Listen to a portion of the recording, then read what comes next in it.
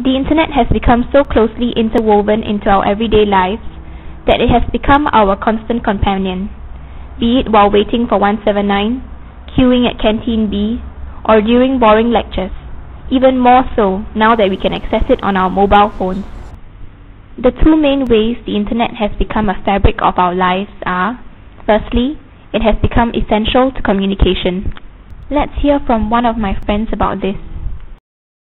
The internet is how I communicate with my friends. I'm very reliant on it, and without it I feel that I cannot connect with my friends, especially through Facebook, Instagram and WhatsApp. A good example is WhatsApp, where we can send messages for free via the internet. You can also have group chats, so it's easy to have discussions with many friends at once, anytime, anywhere. And of course we need the web for our slew of social media: Facebook, Twitter, Instagram. The fact that everyone's on it means you can connect with friends overseas and locally through posts, photos and videos.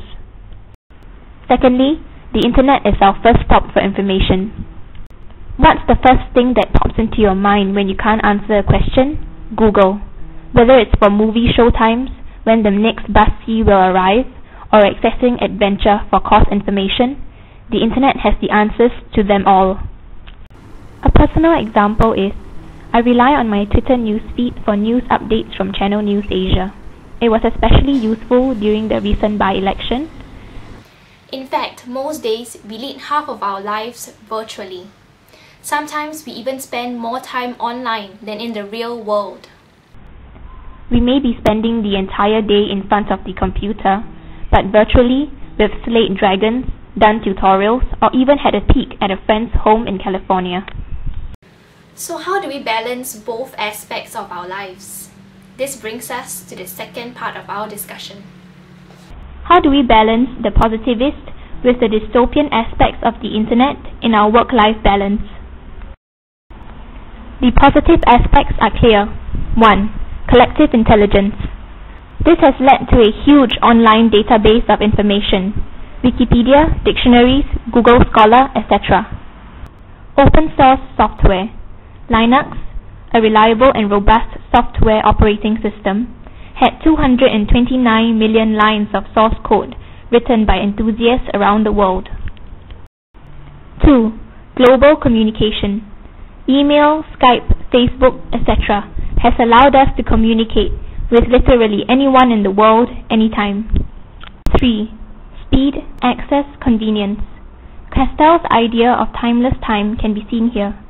Simply put, it is the ability to compress years into seconds and overcome large spaces in an instant.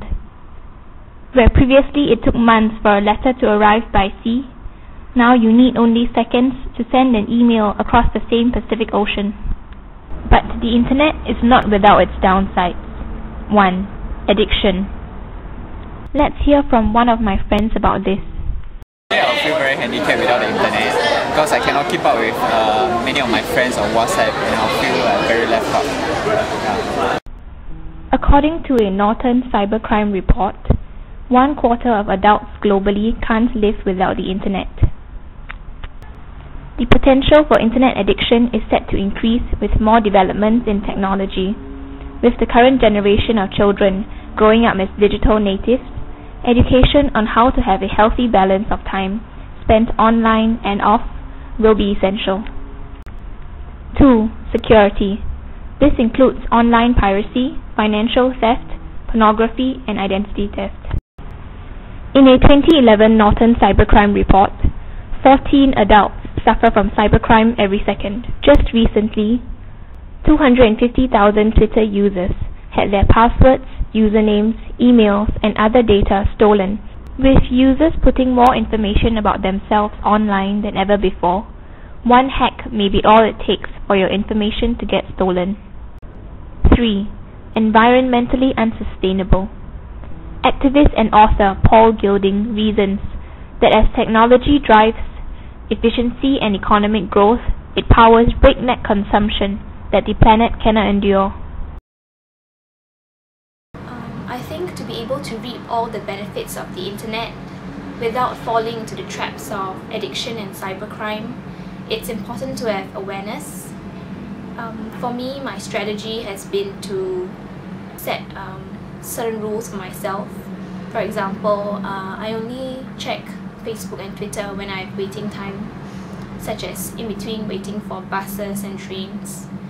And I don't go online on weekdays unless it's for schoolwork. On weekends, I allow myself 2.5 to 3 hours of spending time on the net for leisure. Security wise, I don't share personal information online.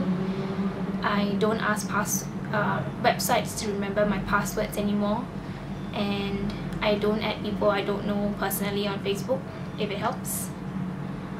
So nowadays, with mobile devices, it's easy to fall into the trap of spending too much time online, whether it's for work or entertainment, because it's so easy to just pick up your phone and check the internet.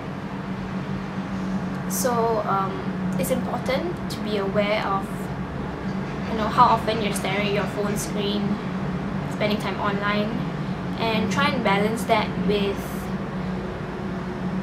time spent doing other meaningful activities like interacting with your family members, or playing a sport, or joining a CCA, etc. This brings me to the end of my presentation. I hope that you have enjoyed it and found it informative and useful. Thank you so much.